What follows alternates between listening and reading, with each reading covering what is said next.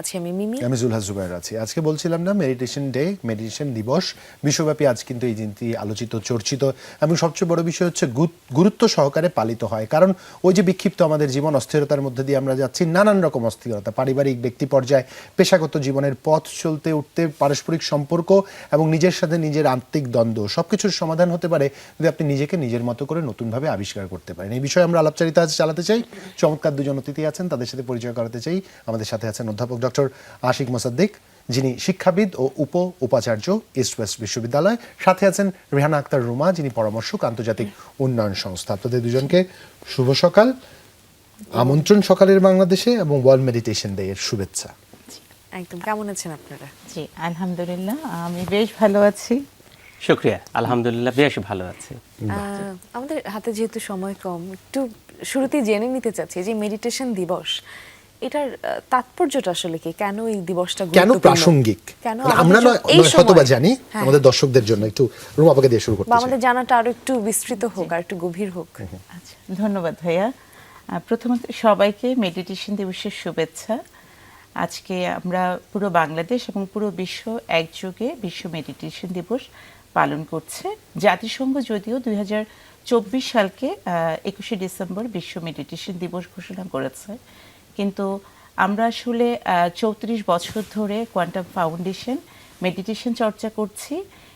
আর meditation চর্চাটা কিন্তু বহু প্রাচীন, 5000 বছর ধরে আগের যে মুনি ঋষি ওলো বুজুর্গ ছিলেন তারা পালন করতেন। তো ভাইয়া যে প্রশ্নটা করেছেন যে কেন এটা আমাদের জন্য প্রয়োজন, যদি এক কথায় বলতে যাই, কিছু কিছু কঠিন কঠিন টার্মস আছে, তো ওরকম না বলে আমরা বলবো যে মেডিটেশন আসলে আমাদের দেহ এবং মনের শিথিলায়ন করে, যাতে আমরা আসলে রাইট টাইমে রাইট ডিসিশন নেওয়া এবং আমরা মনকে ভারমুক্ত রেখে জীবনকে সহজ করে তুলতে পারি, জীবনকে সুখী করার জন্য। এক কথায় মেডিটেশন হচ্ছে প্রশান্তি, সুস্বাস্থ্য এবং সাফল্য। বাহ, চমৎকার। প্রফেসর ডক্টর আশিক, একটু ভিন্নভাবে আপনার কাছে যেতে চাই। প্রশাসনিক দায়িত্বও পালন করছেন, একাডেমিক দায়িত্বও পালন করছেন না, এবং এখানে প্রচুর তারুণ্যের সাথে আপনার প্রতিদিন দেখা হয়। এটা একটা চমৎকার পেশা। একটা ভিন্ন রকম এনার্জি ট্রেড অফ হয় এখানে। দিন শেষে দেখা যায় প্রচুর কাজের চাপ, মানসিক অবসাদগ্রস্ত হয়ে যাওয়া, এবং সেই সাথে এত সংখ্যক তারুণ্যের মাঝে থেকে আবার উদ্দীপ্ত হওয়ার একটা সুযোগ পাও, কিংবা তাদের নেগেটিভ এনার্জিগুলো এফেক্ট করে। এই যে সব কিছু মিলিয়ে মিক্সড একটা লাইফ আপনার, এই লাইফে মেডিটেশন আপনাকে কীভাবে হেল্প করে? পার্সোনাল জায়গা থেকে একটু জানতে চাই। ধন্যবাদ, চমৎকার প্রশ্ন করেছেন। যেটা আমার পেশাগত জীবনের সাথে খুব চমৎকারভাবে ম্যাচিং হয়েছে। বিশেষ করে আমাদের কাজ ইস্ট ওয়েস্ট বিশ্ববিদ্যালয়ে যোগদান করার পর থেকে প্রশাসনিক এবং তরুণদেরকে নিয়ে যে কাজ করতে গিয়ে স্বাভাবিকভাবে আমাদেরকে অনেক চাপের মধ্যে থাকতেই হয়। আসলে এই চাপটা কমানোর জন্য কিন্তু আমরা নিয়মিত মেডিটেশন করতে হয় আমাকে। কারণ সারাদিনের যে চাপ এবং চিন্তা সব কিছু যেটা আমার কাছে প্রবেশ করছে, সেটা যদি আমি পরিষ্কার করতে চাই মন থেকে, তাহলে সবচেয়ে যে টেকনিক, সবচেয়ে পরীক্ষিত, সবচেয়ে আধুনিক এবং বৈজ্ঞানিক টেকনিকটাই হচ্ছে মেডিটেশন। কারণ মেডিটেশন আমাদের দেহের মধ্যে থেকে যত টক্সিন ছিল, আপনি যেটা বলছেন সারাদিনে, সেটাকে দূর করছে এবং মনটাকে আসলে রিপেয়ার করছে, পরবর্তী কাজের জন্য উৎসাহিত করছে। এবং আমার মস্তিষ্কের যে ক্ষমতা, যেটাকে আমরা বলি যে নিউরোপ্লাস্টিসিটি, সেটাকে আসলে বাড়িয়ে দিচ্ছে। ফলে আমাদের সব কিছুর সাথে কোপ আপ করার যে সক্ষমতা, সেটা বেড়ে যাচ্ছে।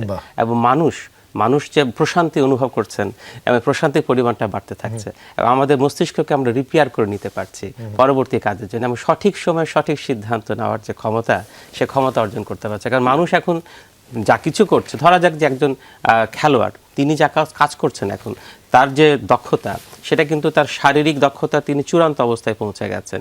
এখন খেলাধুলা কিন্তু আর সেই শারীরিক দক্ষতার মধ্যে নেই, এখন চলে গেছে সেটা মানসিক পর্যায়ে। অর্থাৎ এটি হচ্ছে নার্ভের খেলা। আপনি আপনার নার্ভটাকে কতটা কন্ট্রোল করতে পারছেন, যে যত কন্ট্রোল করতে পারছেন তিনি তত উচ্চতায় উঠতে পারছেন। অর্থাৎ ছোট্ট একটা বল আপনার কাছে আসছে, সেই বলটাকে আপনি আসলে কিভাবে রিসিভ করবেন বা কোন দিকে নিয়ে যাবেন, ডানে যাবেন না বামে যাবেন, এটা কিন্তু সিদ্ধান্ত নিতে হবে ফ্র্যাকশনস অফ দ্য সেকেন্ড, তার মধ্যে আপনাকে সিদ্ধান্ত নিতে হবে। যদি আপনি সিদ্ধান্ত নিতে পারেন, তাহলে কিন্তু আপনি ওই উৎকর্ষটাকে অতিক্রম করতে পারতেন যা সাধারণ যারা খেলোয়াড় আছে তাদের থেকে আপনি এগিয়ে গেলেন। আমি এই ছোট্ট উদাহরণটা ব্যাখ্যাটা পরিষ্কার করলাম যে কিভাবে আসলে মেডিটেশন শুধু দেহের যে সক্ষমতা সেটা নয়, মনের যে সর্বোচ্চ লেভেল, সেখানে গিয়ে একজন মানুষকে তার সফলের চরম শিখায় পৌঁছে যেতে পারবে। এবং আমরা আসলে এটাকে কাজে লাগানোর চেষ্টা করছি। প্রফেসর ডক্টর আশিক, একটা ছোট্ট জিজ্ঞাসা আমি একটু করে নিই, সরি মিমি। সেটা হচ্ছে মেডিটেশনের গুরুত্ব কিন্তু ধর্মীয়ভাবে আমাদের বলা হয়েছে, প্রত্যেক ধর্মে আলাদা করে এসে শুধু শুধু নামাজ ইসলাম সহ ধর্মের একটা কথা বলি, meditation। এখানে নামাজের পাশাপাশি আরেকটা বিষয়কে গুরুত্ব সহকারে দেখা হয়েছে, যেটা হচ্ছে মোরাকাবা। এই যে রিলিজিয়াসলি ইম্পর্টেন্ট এই বিষয়টি 2024 পর্যন্ত কেন আমাদের অপেক্ষা করতে হলো আনুষ্ঠানিক স্বীকৃতির জন্য? এটা তো আরো আগে থেকে স্বীকৃত হওয়ার কথা ছিল, এত অপেক্ষার কারণটা কি মনে হয় আপনার? আসলে এনাফ কি এক্সস্টেড হইনি আমরা, এনাফ ফ্রাস্ট্রেশনে পড়িনি আমরা? আসলে এখন তো ডিজিটাল যুগ এবং আধুনিক যুগে আমরা আসলে মোবাইল থেকে শুরু করে সবকিছু মিলিয়ে অত্যন্তভাবে আমরা বিভিন্ন চাপে আছে, এটা অত্যন্ত নিঃসন্দেহে বলা যেতে পারে।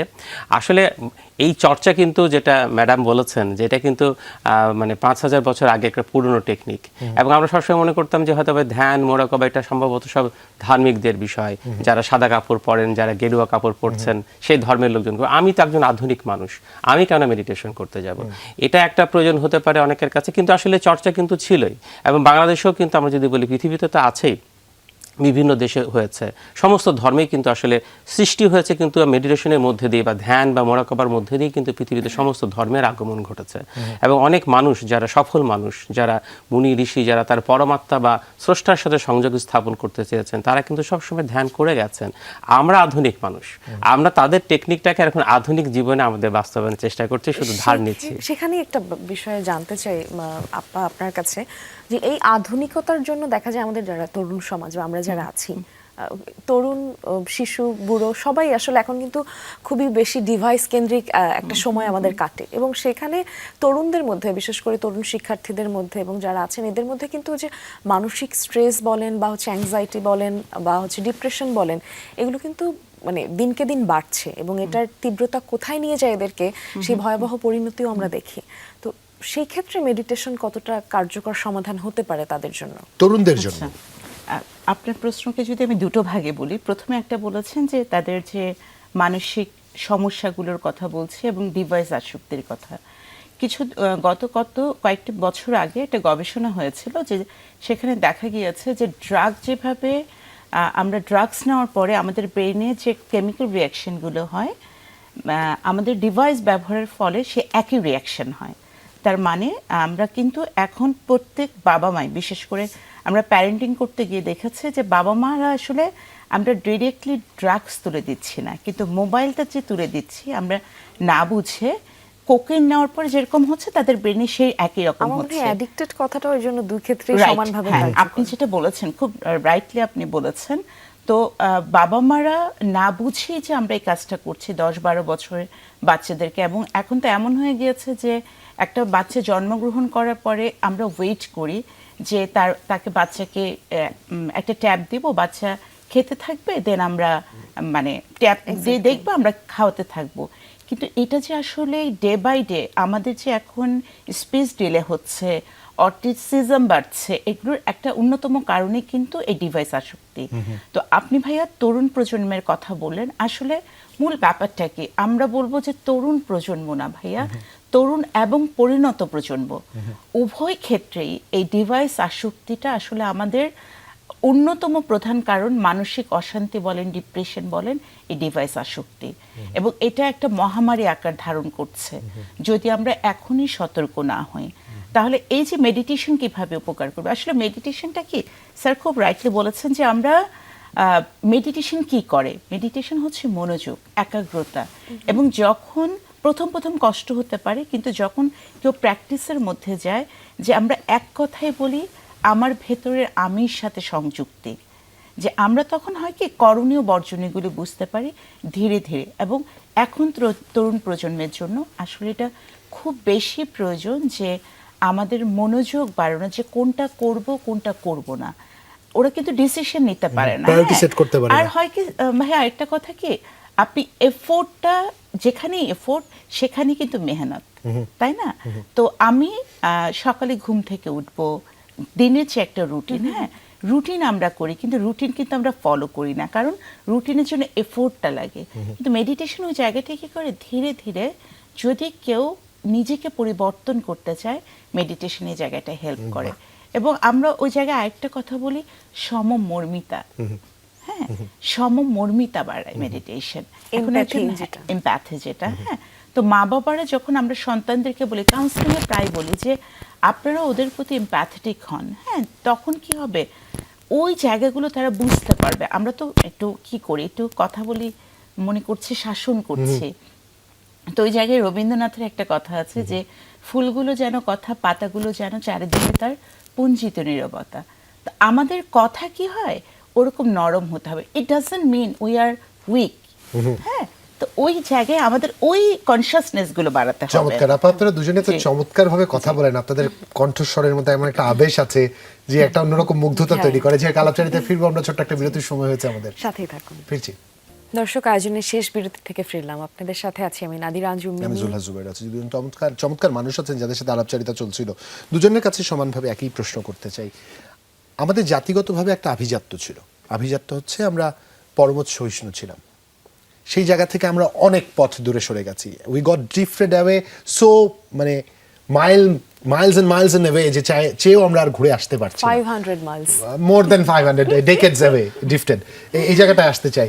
স্যার এবং আপা দুজনই একটু এই জায়গায় সংযোজন করে বলতে পারেন এটা আমাদের রেগুলার প্র্যাকটিসে কিভাবে আনতে পারি, আমাদের কারিকুলামের মধ্যে কিভাবে আনতে পারি। কজ আমরা ইউথকে দেখতে পাচ্ছি যারা আমাদের পরবর্তী leaders of Bangladesh, demographic dividend আমাদের চলছে, তারুণ্যমূল জনসংখ্যার অধিক। এই তরুণ বিক্ষিপ্ত হচ্ছে, মুরব্বীরা যারা আছেন তারা তো হচ্ছেনই, কিছু বলার নেই। তরুণদের কারণে তারা আরো বেশি তাড়িত হন, তাড়নায় পড়েন, তটস্থ হয়ে যান। কি করে আমরা পুরো জীবন ব্যবস্থায় আমাদের এটা সংযোজন করতে পারি? একটু স্যারের কাছে শুনি, তারপর আমার কাছ থেকে শুনবো। ধন্যবাদ। আপনি অত্যন্ত প্রাসঙ্গিক যে বিষয়টি নিয়ে এসেছেন, সেটি আমরা দেখতে পাচ্ছি যে এখন সবাই যেন একটা অস্থির একটা অবস্থায় আমরা পড়ে গেছি এবং কারো মতের প্রতি আমরা আসলে শ্রদ্ধাশীল হতে পারছি না। এই জায়গাটা আসলে আমাদের ছিল না হয়তো, এবং আমরা চাচ্ছি যে আমার মতটাই হচ্ছে সবচেয়ে ভালো। তো আসলে পরমত সহিষ্ণুতাটা আসলে যত আপনি মনটাকে শান্ত করতে পারছেন, যত করতে পারবেন, তত আসলে আপনি নিজের দিকে তাকাতে পারবেন যে আমি কি, এবং আপনাকে তখন অন্যের মতের প্রতি আসলে শ্রদ্ধাশীল হয়ে উঠবেন আস্তে আস্তে। আসলে আমাদের মধ্যে অস্থিরতা তৈরি হয় কেন? কারণ আমাদের মনটা কিন্তু কখনো স্থির থাকে না, বর্তমানে থাকতে চায় না। এটা হয় আসলে ভবিষ্যৎ অথবা অতীতে চলে যায়। এটাকে ছোট করে মজা করে বলতে পারি যে ভবিষ্যৎ হচ্ছে একটা কোশ্চিন পেপার, আর অতীত হচ্ছে আমাদের ওয়েস্ট পেপার। আর আপনার নিউজ পেপার যেটা বর্তমান, সেটা যদি আপনার ঠিক না থাকে তাহলে কিন্তু সেটা হয়ে যাবে টিস্যু পেপার। তো আসলে আমাদের মনটাকে স্থির থাকতে হবে, বর্তমানে থাকতে হবে। বর্তমানে থাকার জন্যই এই যে সবচেয়ে পরীক্ষিত পদ্ধতি হচ্ছে মেডিটেশন। যদি এটাকে নিয়মিত, আমি শব্দটাকে আবার বলতে চাই, যদি আপনি নিয়মিত করতে পারেন, আমাদের যারা বিক্ষিপ্ত হচ্ছে আমরা যদি আমরা নিয়মিত করতে পারি, তাহলে আমাদের মন আমাদের কিন্তু অবশ্যই কখনো উপরে, কখনো নিচে, কখনো অতীতে, কখনো বর্তমানে চলে যেতে চাইবে। একটা বাস্কেট বলে, এটা একটা স্বাভাবিক ক্রিয়া। কিন্তু এটাকে ধরে রাখতে হবে। বর্তমানে যদি স্থির হয় তাহলে নিয়মিত মেডিটেশন চর্চা করতে হবে। এবং যে কোনো বয়সে, যে কোনো পেশার মানুষ এটা করতে পারে। তাহলে তিনি তার মনকে স্থির করতে পারবে। যখন তার মনকে স্থির হবেন, তিনি প্রশান্ত হবেন। প্রশান্ত হলেই তিনি তার আচরণগত যে বিষয়টা আপনি বলছেন যে প্রবলেমের মধ্যে আমরা এখন পড়েছি, সেখান থেকে তিনি বেরিয়ে আসবেন, নিজের প্রতি শ্রদ্ধাশীল হবেন, আত্মবিশ্বাস পাবেন, অন্যের প্রতিও তিনি শ্রদ্ধাশীল হবেন। ফলে পারস্পরিক যে সম্পর্ক, সে সম্পর্কের জায়গাটা অনেকটা উন্নত হবে। এবং গত 34 বছর ধরে কোয়ান্টাম ফাউন্ডেশন আসলে এই কাজটি আসলে করে যাচ্ছে, এবং আমরা দেখেছি যে এটার কারণে সবার মধ্যে মতের প্রতি যখন শ্রদ্ধাশীল হয়, তখন সবাই মিলে আমরা কিন্তু বিভিন্ন সামাজিক মানবিক কাজ আমরা করতে পারি, প্রোডাক্টিভিটি বেড়ে যায়, প্রোডাক্টিভিটি বাড়ছে, এবং সেটাই আসলে কোয়ান্টাম ফাউন্ডেশন করে যাচ্ছে।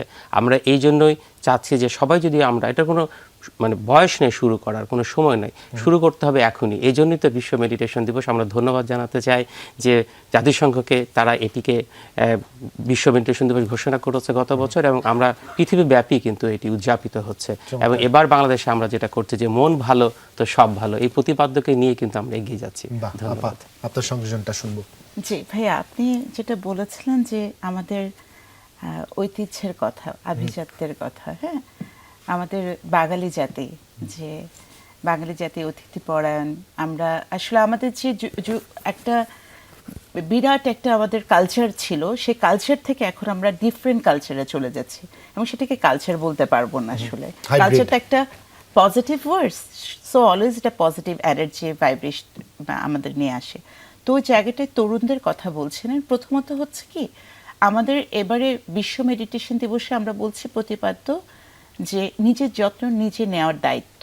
হ্যাঁ, এই জায়গাটায় না আমরা দায়িত্বটাই নেই না। এখন যে জায়গায় আছি আমরা, প্রথম কাজ হচ্ছে আমার কাজটা আমি সবচেয়ে ভালোভাবে করব। তো আমি যদি শিক্ষার্থীদের কথা বলি, তাহলে ওদের কাজটা কি এখন? ওই জায়গা থেকে আমরা আছি, মানে আমরা অন্য জায়গায় না, যে আগে বলি যে শিক্ষার্থী তার কাজ হচ্ছে এখন পড়াশোনা করা, সেখান থেকে কিন্তু আমরা দূরে চলে যাচ্ছি। তখন এই জায়গাটায় কোথা থেকে কাজ শুরু করবো? ভাইয়া আপনি যেটা বলছেন আসলে এখনই যেটা শুরু করতে হবে, এবং আমরা কোয়ান্টাম ফাউন্ডেশন থেকে কিন্তু যেটা করছি যে স্কুল পর্যায়ে শুদ্ধাচার যে বিষয়টা সেটা আমরা কিন্তু যুক্ত হয়েছে, যে শুদ্ধাচার ওদেরকে জানানো, এবং অনেক শিক্ষা প্রতিষ্ঠানে মেডিটেশন চর্চা শুরু করেছে। এবং এটা আসলে কি একটা 20 বছরের ছেলে যখন অলরেডি তৈরি হয়ে গিয়েছে তখন আপনি সে কিন্তু সব রিসিভ করতে পারবে না, অলরেডি ও তৈরি। কিন্তু আমরা যদি ছোটবেলা থেকে, যেমন আপনি যদি আর্লি চাইল্ডহুডের কথা বলি, আমরা একটু অন্যভাবে বলি, সায়েন্স যেটা যে 0 to 3, then 3 to 5, 5 to 8, একটা বাচ্চার cognitive development, socialisation, decision making তখন কিন্তু সেই সময় তৈরি হয়। আমরা বেবিস ডে আউট মুভিটাতে দেখেছি সব সে কি করছে, প্রিজার্ভ থেকে, করছে, তাই না? দেন তারা যখন কাজ করতে পারে তখন ওইভাবে এক্সিকিউট করে। কিন্তু ঠিক আমরা প্যারেন্টসরা ওই সময়টা ভুলভাল জিনিস শেখাই। আমরা বলি যে ঠিক আছে বড় হলে ঠিক হয়ে যাবে, তো যার 9 হয় না তার 90ও হয় না। সো এই যে ব্যাপারগুলো, যে আমাদের ম্যানার্স, এটিকেট, এই বিষয়গুলো আমাদের দিতে হবে। দেন আপনি দেখেন 10-12 বছর পর কোনো বাবা মার সন্তানকে নিয়ে চিন্তা করতে হবে না, ওরা নিজেরাই নিজেদের দায়িত্ব নেবে। এবং এবার বিশ্ব মেডিটেশন দিবসে এটাই বলা হচ্ছে।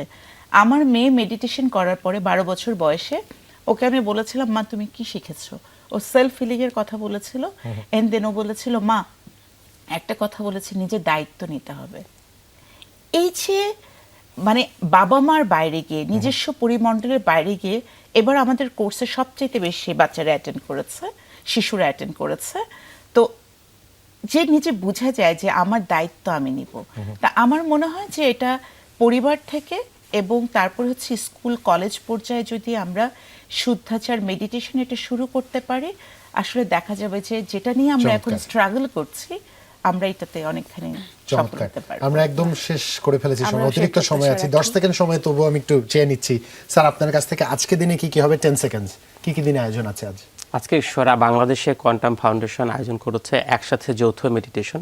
সবাই মিলে আমরা আসলে মেডিটেশন করব, এবং মন ভালো তো সব ভালো, এটাকে আজকে নতুন মেডিটেশন আজকে আমাদের রিলিজ আমাদের হচ্ছে। দর্শকরাও যে যুক্ত হতে পারবে, যে কেউ, যে কোনো কোথায় বয়সের আসতে মানুষ হবে, কি হতে করতে হবে। হবে? আর এটা বাংলাদেশের বিভিন্ন জায়গায় আসলে আমরা একত্রিত হচ্ছে যৌথভাবে। যখন যৌথভাবে মানুষ মেডিটেশন করে তখন আসলে পারদের মতো সকলের মন এক হয়ে যায়, এবং এটা যখন হয় তখন একটা বড় একটা শক্তি, বড় একটা এনার্জি ফিল তৈরি হয়, বাহ, এবং চমৎকার। আমার যে ফিল, আমার যে চিন্তার যে ফ্রিকোয়েন্সি, সেটা আপনার সাথেও যুক্ত হয়, ফলে ভালো এবং ভালো পরস্পর মিলে ইতিবাচকতা বৃদ্ধি পায়। ইতিবাচকতা বৃদ্ধি পায়। অসংখ্য ধন্যবাদ এবং আপনাদের এই দুজনকে। জন্য আসলে দর্শক আপনারা যারা বাড়ি বসে দেখছেন, একটু চেষ্টা করে দেখতেই পারেন নতুন কিছু নিজের মতো করে, নিজের জন্য নিজেকে গুরুত্ব দিয়ে অনলাইনে খুঁজে নিতে পারেন, সামাজিক যোগাযোগ মাধ্যম কিংবা কোয়ান্টাম ফাউন্ডেশনের ওয়েবসাইটের মাধ্যমে, কোথায় আপনার নিকটবর্তী জায়গায় যৌথভাবে এই মানসিক প্রশান্তির রাস্তাটা খুঁজে পাওয়া যায়। আজকে এখানে বিদায় নিচ্ছি, ভালো থাকবেন সবাই, নিরাপদে থাকবেন, শুভ সকাল। শুভ সকাল।